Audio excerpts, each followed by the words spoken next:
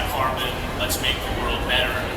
You know, and I don't want to focus on them, but personally as a journalist, they're going to be a part of my story because that's a part of, I guess, who you're trying to talk to. What do you want to say to them, the people that say, no, I'm just here to funnel some beer and listen to some good music? First of all, I don't know that you know that for sure. I don't know that you can really put a finger on a pulse right now. I think this is an incredibly, first of all, it's a very young movement.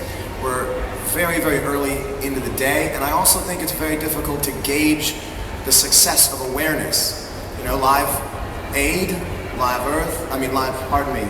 8, they all had very kind of hard copy information. We could find out by 9 o'clock how much money was raised. You can't find out by 9 o'clock this evening how much awareness was raised. I think awareness works kind of like a vitamin, you know? You take a vitamin and you go to the bathroom and 99% of it is gone, but you hope that 1% does something for you. So what you're really talking about is the placement of an idea inside of a rock show. And of course if rock is going to win out.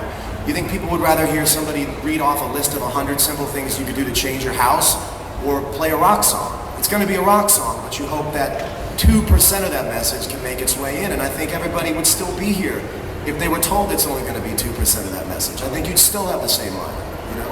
John, be here!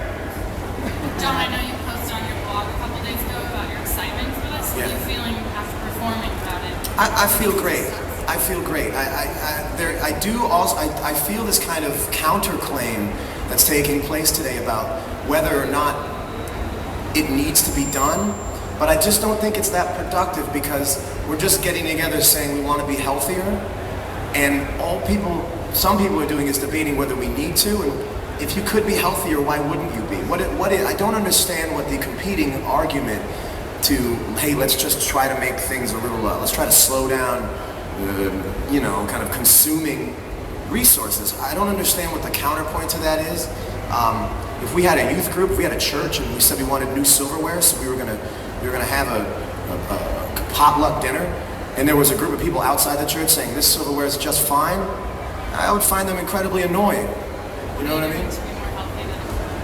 Well, I'm lucky enough, I will say, I will kind of full disclosure, I should say.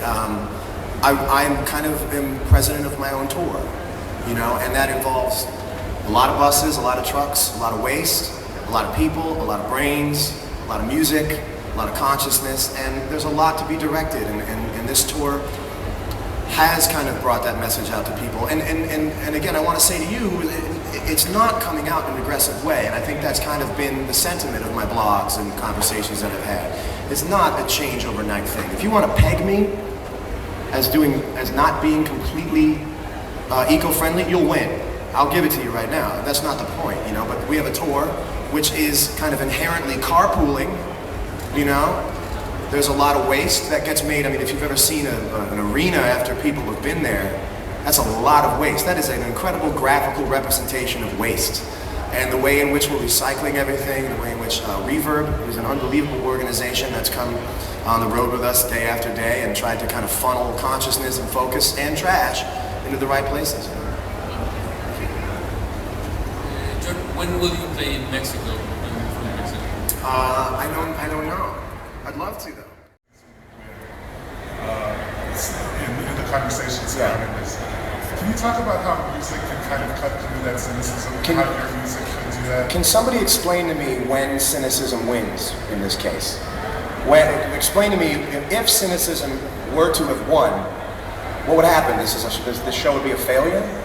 How do you chart the failure? How do you, if there are so-called cynics, what would make them happiest? How does this, describe to me, are there any cynics in the room who can describe to me what their goal, like, how do you know you've won today? Anybody want to get it? No? So, there you go. Yes, sir. I'd like to answer your question, sir. I'm a big fan.